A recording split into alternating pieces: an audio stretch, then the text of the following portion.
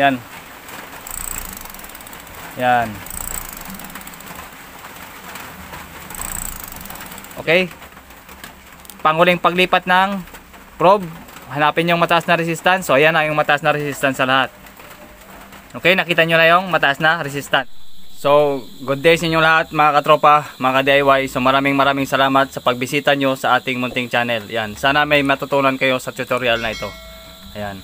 So, nga pala, nag-comment sa atin yung isang kaibigan natin, yung isang katropa natin na kung paano daw hanapin ang tinatawag na CSR. Okay? Starting, Common, Running. Tatlong wire na lumabas sa isang motor. So, starting, running, common lang naman yung hahanapin mo dito sa tatlo. So nagtanong kasi sa atin kung bakit yung ating kaibigan, kung paano daw hanapin yung isa lang yung kulay. Halimbawa red ito lahat. Okay? Red ito lahat. At ganoon din, itim ito lahat, walang problema. Pag blue man ito lahat, walang problema. Para sa akin kasi ang kulay na ito, kung ano mang kulay na ilalagay nila, walang problema. Okay? Hindi sa gabal yung color code.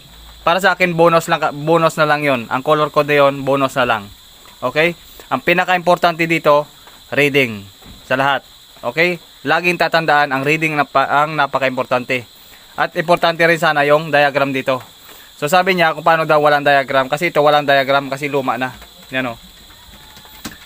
Luma na itong spin motor natin. So ang motor na parang gagamitin natin ngayon ay motor ng dryer o kaya sa tinatawag na spin motor. Okay, pan dryer siya, pang patuyuan ng damit. Okay, sa dryer lang siya. Makikita siya sa twin tub. Okay, sa dalawang sa twin tub natin. Sa kabila wash, sa kabila din ito dryer. Spin motor, dryer. Okay? So wala itong diagram. Nakikita nyo walang diagram. Wala din naka-indicate kung anong kapasitor ang pwedeng ilagay. Mamaya dadaanan natin yan kung anong kapasitor ang ilalagay natin. So ang napaka-importante dito yung kapasitor na imamatch sa kanya at yung hanapin ang mapabago, mapaluma, hanapin yung starting, common at saka running sa tatlong ito. Okay? Paano naman kung sa mga isang kulay? So ibig sabihin kapag isang kulay na lang sa tatlong wire na ito, isang kulay lahat, halimbawa purong pula ito, puro blue or puro black, ibig sabihin lang ang motor na yon ay hindi na original. Okay? Yon ay rewind na. Okay?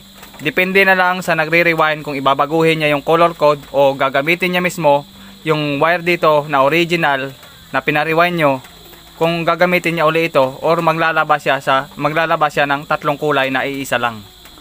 So sa mga ganon na isang kulay, walang problema yan.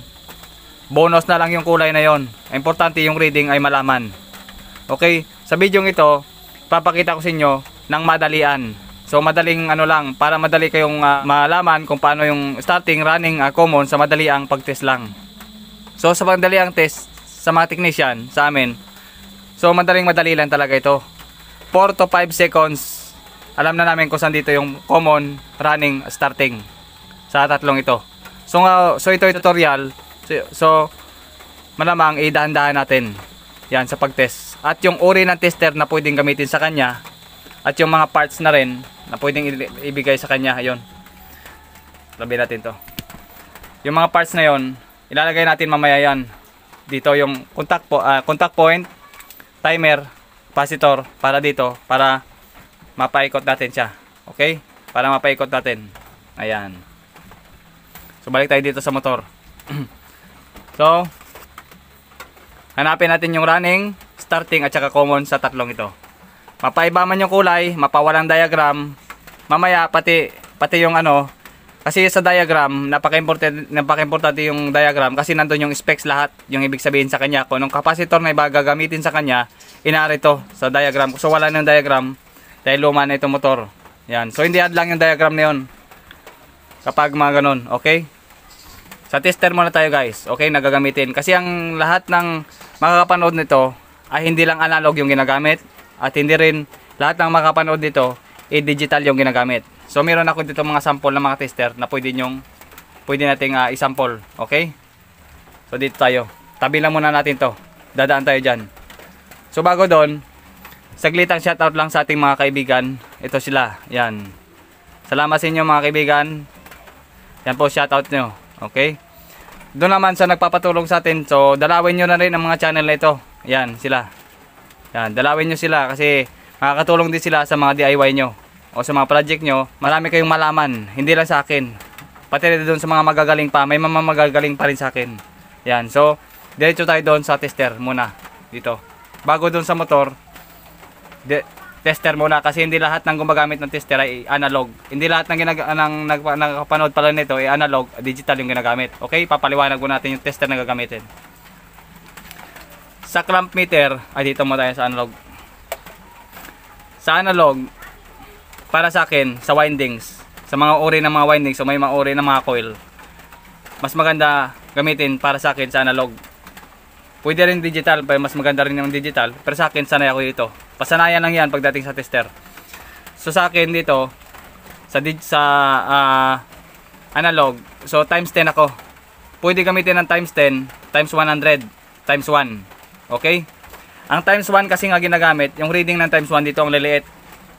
Times 1 ng palo yan dito. Mataas yung pagpalo niya. Dito, maliliit. Sa times naman, sa times 10 naman, sa times 100 naman, dito yan banda. Ang times 100 dito na part ang times 100. Ngayon naman, sa times 10 naman, ang pagpalo niyan dito yung banda sa gitna. Kaya kitang-kita mamaya sa pag-test natin. Dito yan bandang laro niyan sa gitna. Okay? Ito yung gagamitin natin analog, pero hindi ito, yung isa, yung puti. Yung gagamitin natin. Okay, lipat tayo sa panibagong tester. Ito yung gagamitin ko kasi nga malinaw yung board niya.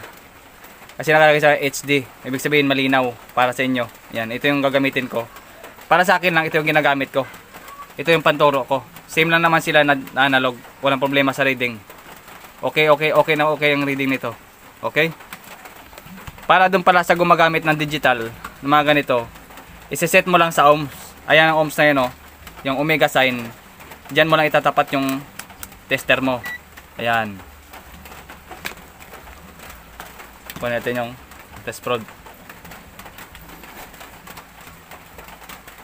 Yan, lipat mo sa ohms. Nandito sa ohms, naka-indicate naman dito yung continuity, diode, capacitance o para sa capacitor at saka ohms. Okay, para sa akin, may mega ohms na tinatawag yan, ano, M mega ohms. So, siselect mo pa yan sa ohms. Ayan. Sa ohms na yan. Ibig sabihin may buzzer sign yan doon. Oh. Yan. Kaya tumutunog. Ito. Ayan. So lobat na yung aking tester. Ayan, tumutunog. Yan. Lobat na yan. Ayan o. Lobat. Yan. Yan lang gagamitin mo. Okay? Ito lang gagamitin mo. Sa mga analog naman na ganito, clamp meter, analog, para sa akin, times 1 times 100 mas maganda gamitin times 100 para mas lalo makita. Depende na lang sa gumagamit. Okay? Times 100 times 1 walang problema. Times 1 times 100. Now, paano naman sa clamp meter na may digital? Clamp meter digital. Pag ito yung ginamit niyo digital, kasi ito yung analog ito. Pag digital naman walang problema. Ang digital na ganito, na maliit na itong maliit na digital natin, at saka digital na clamp meter na ganito, basta't match na sila na meron silang part ng ohms, gaya na ito, may part ng ohms. Meron siyang ohms. Meron ding ohms dito. Select nyo lang sa ohms kung saan ang ohms. At tulad yan, sign ng ohms. Yan. Diyan lang. Yan nyo lang hanapin. Okay? Kaya walang problema, kahit saan lang dyan tester ang gagamitin mo. So, itabi muna natin to at simulan nating reading to para malaman na natin. Okay? So simulan natin o linisin ko itong kalat. So ayan mga ka-DIY. So try nating i-zero muna yung ating tester kasi final reading ito kailangan magsi-zero ohms tayo. Okay, ito lang ginamit ko. Yan, ito lang yung ginamit natin. Dapat yung test probe para mas makita nyo kapag inipit natin mamaya. At yung mga wirings nito ilalagay natin mismo dito sa harapan. Diyan. Yan. Dito natin ilalagay mismo sa harapan. Kahit isang kulay lang yan lahat, walang problema. Basta't mamaya sa reading tayo magbase tayo sa reading mamaya. Okay? Ito. Zero lang muna natin yung ating tester. Okay, may adjustan naman. Adjust natin. So yan, nakapag zero na tayo, bitawan na lang natin yan. Okay? Nakaselect tayo sa times 10 kasi times 10 yung sinabi ko kanina. At yung ginagamit ko naman talaga, times 10. Pagdating sa uri ng windings. Yung mga wirings niya, ilalagay ko muna dito sa harapan mismo. At saka lagyan ko ng tape. Okay, lagyan ko muna ng tape ito para mas makita nyo. Okay? So yan mga ka-DIY, dito na sa gitna yung mga kulay yan. Nilagay ko dito sa mismong harapan ng tester para mas makita, mas maliwanag at mas makita nyo. Okay? So simulan na natin. So ang paggalaw nga pala ng test probe, tatlong galaw lang. Okay? Parang ganito, tatlong galaw lang. So yung isa dito, ready na kagad natin. Ayan, naka-ready na yung isa dyan. Tatlong galaw lang, kahit magkapalit itong dalawa, walang problema. Okay? Yan, bilang tayo. Isa, dalawa, itong isa ilipat natin para tatlo. Yan. Ganun lang, paggalaw ng tester. Okay? Tatlong galaw lang. Ulitin natin. Okay, ulitin natin. Isa, dalawa, tatlo. Ganun lang paggalaw ng tester. Okay? Ganun lang ang paggalaw para hanapin yung starting, running at common. Yan. Kunin natin. Okay? Ang unang procedure para hanapin, para malaman kung saan ang starting, running, common. Common mo lang unang hanapin mo. Okay? Bakit ka common ang hanapin? Siya kasi ang common ang magtuturo sa lahat kung nasaan ang running, ang starting at saka running. Okay, kung saan man dito yung starting at saka running, kailangan mahanap si common. Okay? Start muna tayo sa common. Okay? Hanapin natin yung pinakamataas na reading lang. O yung tinatawag na high resistance o mataas na reading sa tatlong wire na ito. Okay? Hanapin yung mataas na reading at para hanapin ang common. Okay? Para hanapin lang ang common, kailangang hanapin ang mataas na reading para mahanap ang common. Okay? Kagaya ng procedure kina, tatlong paggalaw lang na test probe. Okay na yon. Okay? Simulan natin. Yung isa dyan. Okay? Simulan natin. Dito sa una, naka-reading tayo ng around. Ayan. Kita ba? Yan. Ibig sabihin, naka-reading tayo ng 10, 11, 12. Okay? Nasa, ano siya na, 11 or 12. Palagay natin 12 ohms or 11 ohms. Okay? Yan. Pangalawang paggalaw ng test probe.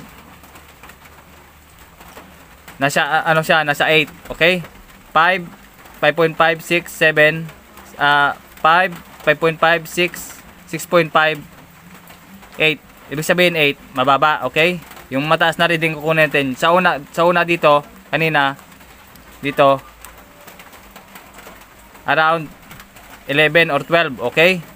Sa pangalawang paglipat natin, nakita natin yung 7, 5, 5.5, 6, 6.5, 7 pala, 7 ohms. Okay, 7 ohms. Okay, yung reading na yan, okay na yan. Kahit yung multiplier na times din sa ilalim, huwag mo nang gamitin, okay lang. Okay, so, nahanap na natin, hindi pa natin nahanap yung mataas na reading kasi baka mayroon pa, no? So, ilipat natin yung isa, ito. Tatlong paglipat na yan. Okay? So, nakaread tayo ng around 18 ohms. Okay? So, ibig sabihin lang, yan ang pinakamataas na reading. Okay, sa tatlong paggalaw lang. Okay, ulitin natin. Kahit magkapalit tong dalawang test probe ay walang problema. Okay? So, ulitin natin. Okay, ulitin natin. Isa. Okay, 10, 11, 12. Okay, nasa 11 siya, nasa gitna siya ng 11 at saka 12. Palagay natin 11 or palagay natin 12, walang problema. Okay, yung reading na yan. Ngayon, pangalawang paglipat.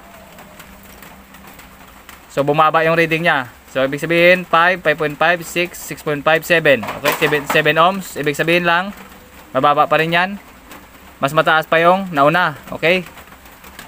Panguling paglipat ng probe, hanapin yung mataas na resistance. So, ayan na yung mataas na resistance sa lahat. Okay, nakita nyo na yung mataas na resistance. Ayan o. Ayan. Yang 19. Okay, yung 19 ohms. 18 or 19 ohms. Nasa gitna ng 18 at saka 19. Ayan, yan ang pinakamataas na reading sa tatlo. Matik na, pag nakita yung mataas na reading, ang matitira nun ito, common na yan. Common na yung matitira nyan. Ito. Common na yan. Yan. Common. Yung starting at saka running, nandito sa dalawa. Basta yung common, ito na. Nahanap mo na yung mataas na reading. Ang matira nun, ito, nakita mo na yung mataas na reading. Ang matira nun, ito na. Yung common. Ito na yung common na tinatawag. Okay, balik natin. Pag halimbawa, dito mo nakita yung mataas na reading. Sa dalawang yan, ito yung common. Ito pa rin yung common. Huwag nyo muna tingnan yung reading. Yung explain nyo muna. Pag halimbawang ito yung nakita nyo, na mataas na reading, ibig sabihin yung matitirang ito yung common. Okay? Pag halimbawa naman na ito yung nakita nyo mataas na reading sa dalawang to, ang matitira yun common. Huwag mo tingnan tong reading. Explain na muna. Okay?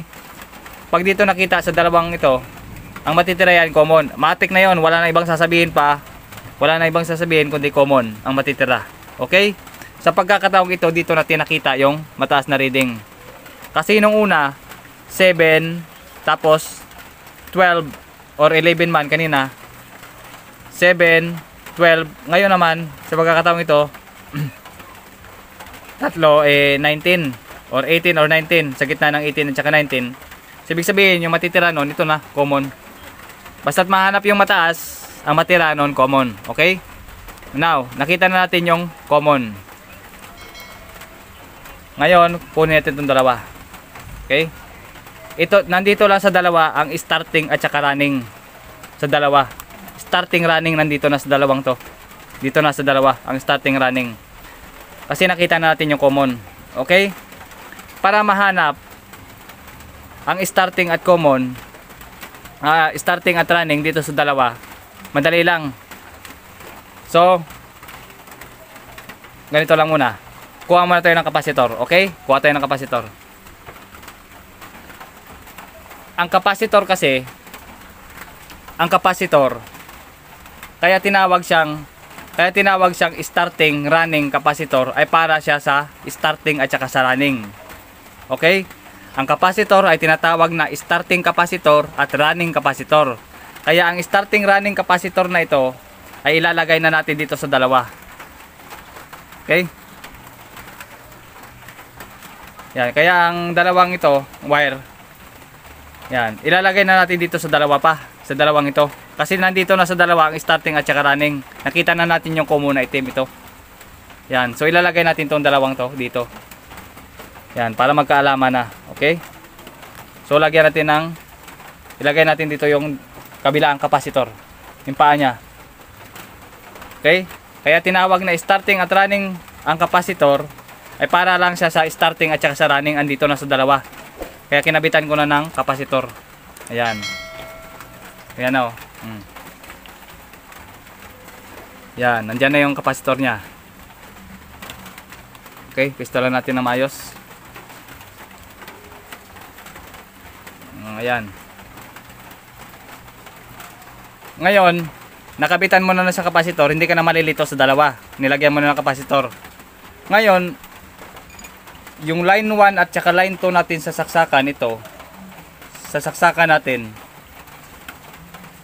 nandito yung isa sa common. Okay? Yung line 1, halimbawa itong ito yung gagamitin line 1. Ilalagay natin dito yung line 1. Okay? Lagay nga natin yung line 1 dito. Saksakan. Step by step tayo guys para makita. Ayan. Okay? Yung line 2 natin, ito, yung line 2 natin, maghahanap pa tayo dito sa dalawa, sa starting at running. Hindi pa natin alam kung sino dito sa dalawa ang starting at saka running. Kasi yung line 2 natin, na ito, dito natin ikakabit, hanapin pa natin yon. Bawal magkamali, okay? Hanapin natin dito. Ngayon, yung isang probe natin, para mahanap yung starting at saka running, kung sino dito, yung running yung hahanapin natin. Okay? Yung running ang hahanapin. Kasi nandito, ito yung kakabitan ng running. Okay? Starting at saka running nandito lang sa dalawa. Ito yung pagkakabitan ng running. Okay, yung running coil natin. Yung isa, ilalagay natin dito sa common, yung test probe. Ito. Maghahanap tayo ng pinakamababang reading. Okay? Yung pinakamababang reading na naman ang hanapin natin. Yung pinakamababa. Okay? Tayo natin dito. So, 10, 11, 11, 12. Okay? Nasa gitna ng 12 at saka 11. So, mataas na reading yan. Okay? Mataas na reading. Ilipat natin dito sa kabila. Okay? Yan. Yan ang mababang reading. Yan ang mababang reading. Okay? Dahil yan ay 7, 5, 5.5, 6, 6.5, 7. Okay, 7 ohms yan. Yan ang mababang reading. Yan ay para sa line 2. Dito sa line 2. Okay? Dahil line 1 ito, line 2 ito. Ang line 2 ito, ididikit natin dito sa mababang reading. Yan, sa mababa na reading ito. Automatic yan. Ang mataas na reading na yan, lagyan mo na ng tape yan. Yan o. Mataas na reading, lagyan mo na ng tape yan. Dahil yan ang starting na tinatawag. Ito yung starting, yung mataas ang reading. Rekta sa kapasitor, kung tawagin. Ito yung mababang reading, yan para sa line 2. Dahil yan ang running na tinatawag. Running. Okay? Yan ang line 2. Itong line 2 natin, ilalagay natin dito. So, bago ilagay natin dito, tape na natin to. Kasi wala na ibang tatakbuhan yan. Lalagyan natin ng tape yan. Okay? Lagyan natin ng tape. Yan. Ito yung mataas na reading sa dalawa. Ito yung lagyan ng tape. Tapos yung kabila, ito. Yan ang line to na sinabi ko kanina. Ito. Saksakan natin ito. Yan. Tanggalin natin yung tester na. Yan o. Yan. Line 1, line 2. Okay? Saksakan. Line 1, line 2. Line 1, line 2. Yung isa may tape na. Kasi hindi na natin pakakialaman patungkol sa gitna. Kasi naka-tape na yan. Para na lang yan sa kapasitor talaga. Dito mamaya magkakaroon ng tap sa dalawa. Sa line 1 at sa line 2, mamaya kukunin muna natin to para matapan natin ng timer. Mag-tap tayo ng timer at saka contact point switch. Okay? Ayan. Yan. Pwede nyo mag-screenshot. Ayan. Okay? Kunin muna natin to. Okay, tapos na tayo. Ayan. Tinanggal ko na yung tester. Okay. Ayan na. Nakakoneksyon na sila. Okay. Isaayos lang natin to. So ayan guys, no? Yung preno niya, tinanggal ko muna dito. Okay, yung cable niya, tinanggal ko. Tapos nilagyan ko na rin siya ng nilagyan ko lang siya ng clamp. Ito. Para hindi makapagpreno dito sa ating yan, dito yan nakalagay, yung spring niya. Yung pinaka-cable niya pala. Okay, nilagyan ko siya ng clamp para makapag-play. Okay? Para makapag-play yung ating motor yan. Lagyan ko na siya ng tape para makita nyo umiikot. Okay? So ayan na guys, ito na yung may tape kanina. Ayan, ito na yung nag-isang may tape kanina. Ito na rin yung wala pang tape, itong dalawang to. Bakit hindi ko nilagyan ng tape? Para lagyan pa natin mamaya yan ang timer at saka contact point. Okay? O tinatawag natin na door switch. Okay? Tabi lang muna natin yan. Ang kapasitor na ito ay wala na akong reserbang kapasitor. So ngayon, ano ba yung nababagay dito ng kapasitor? Siyempre magsisimula ka sa 3UF. Kaya meron akong tinatawag na 3UF kapasitor. Ayan. 11 at saka 3. Bale, dinisable ko yung 11. Yung 3 na lang natira. Yung dalawang to. 3. 3UF yan. Okay, 3UF ito. So, dahil itong kapasitor nito damage na, ito yung muna ipapalit ko dito. Tatanggalin ko lang muna ito may tape. Papalitan ko ng kapasitor. Okay? Papalitan ko ng kapasitor muna kasi sira na yung kapasitor nito. Ito muna yung papalit ko. Yan. Ito na muna yung kapapalit ko. Okay. Tanggalin ko muna itong dalawa. Isa. Dalawa. Papalitan ko dito. Yan. Dito ko papalitan ko lang naman. Ganon pa rin yung koneksyon. Ganon pa rin yung koneksyon. Papinalitan ko lang ng kapasitor. Okay. Yan na siya.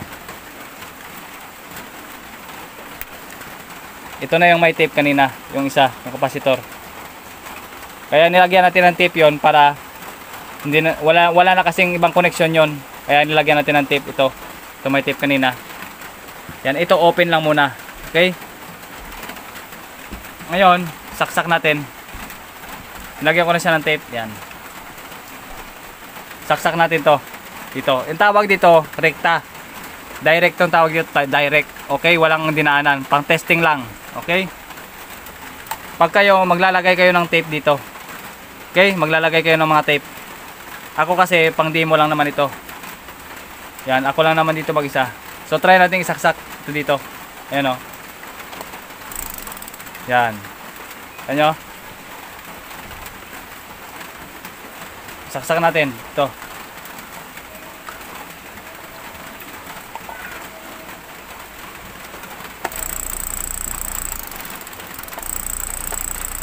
Yan. Okay. So, okay ating ginawa, di ba? Yan tinatawag na rekta lang muna. Okay, pinakita na natin na umandar siya. Okay, kasi may breaker yung aking saksakan, aking outlet, yung aking ano, pinasaksakan ko may breaker, kaya dito na lang ako mag-on. Yan o. Yan. Yan. Okay, tingnan nyo muna. Okay, pandar natin. Okay. Mandar na siya. Yan. Off natin. Okay, naka-off na tayo. Ang tinatawag kanina, sabi ko, yung running, ito. Yung may tatlo. Okay. Bunutin mo natin. Line 1. Pumasok sa motor sa common. Okay, kanina, ba? Yung common kanina, ito, yung black. Or yung may ito yung common kanina. Running, starting. Okay? Yung running na yan, kunin mo. Kasi yung kabila nito common, tanggalin mo muna ito isa. Ito. Tanggalin mo muna to. Itong line 1, ay itong line 2 natin kasi line 1 natin kanito. Line 1, line 2 ito. Tatanggalin mo yan. Okay? Ayan. Tanggalin mo muna. Try natin saksak muna. Saksak.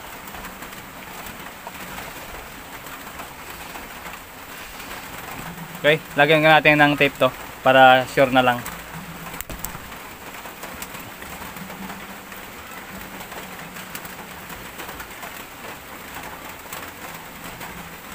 Yan. Okay, saksak natin.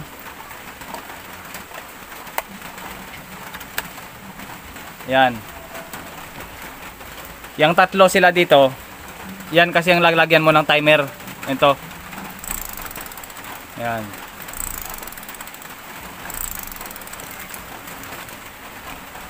Kita nyo guys? Yan. Yan. Diyan tayo maglalagay ng timer. Off muna natin. Okay, naka-off na tayo.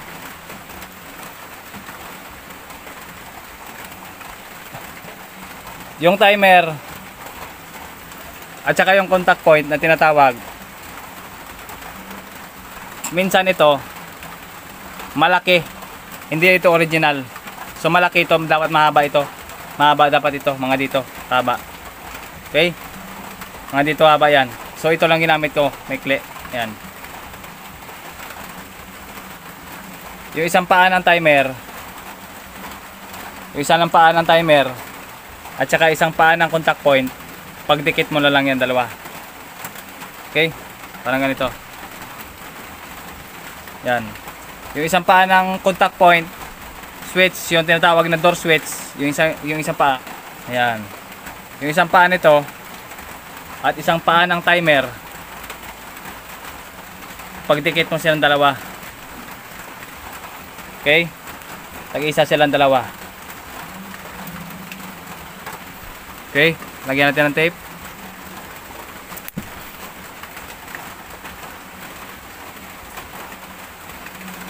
Saglitang tape lang.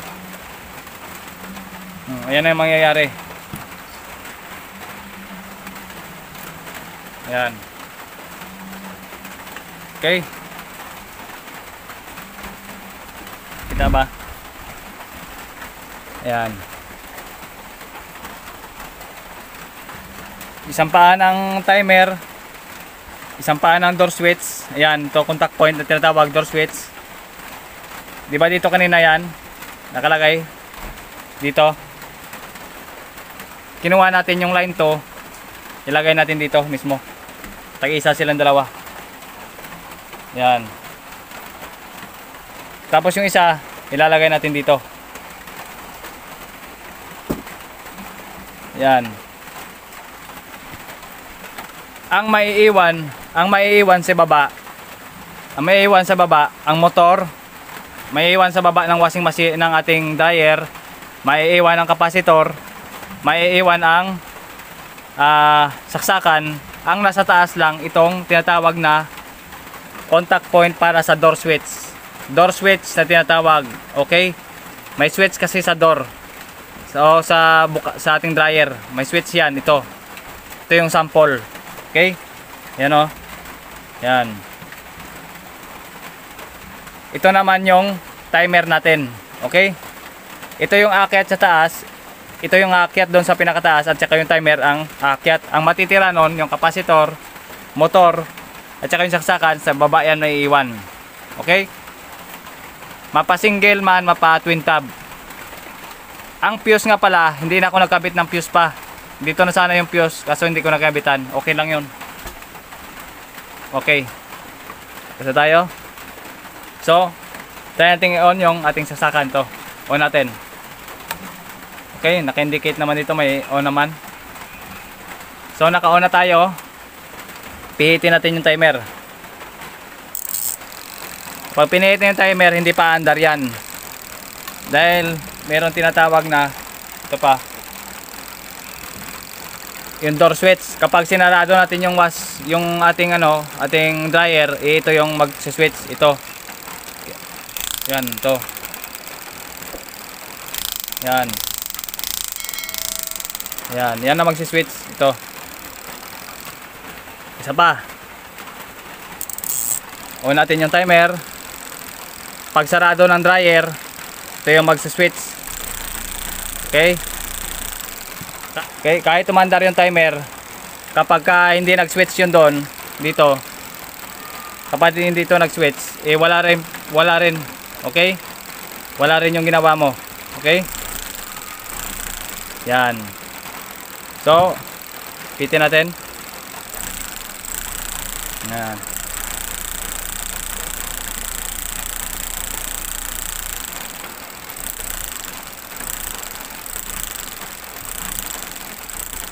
So, salamat sa inyo mga ka-DIY. Off muna natin to. Yan. So, maraming salamat sa inyo pagsuporta. So, ganoon na mga ka-DIY. Kahit magkakaiba yung kulay ng ating motor, wala rin problema. Okay? Kahit ano pang sitwasyon ng hanapin yung starting, running at saka common, wala problema. Okay? Sundan nyo lang yung step na to, makukuha at makukuha nyo. Yan. So ngayon, umuulan, medyo magulo. So pasensya na sa inyo mga ka-DIY. So pasensya na kayo kasi umuulan dito sa amin. So hanggang dito na lang mga ka-DIY. Maraming salamat sa inyo.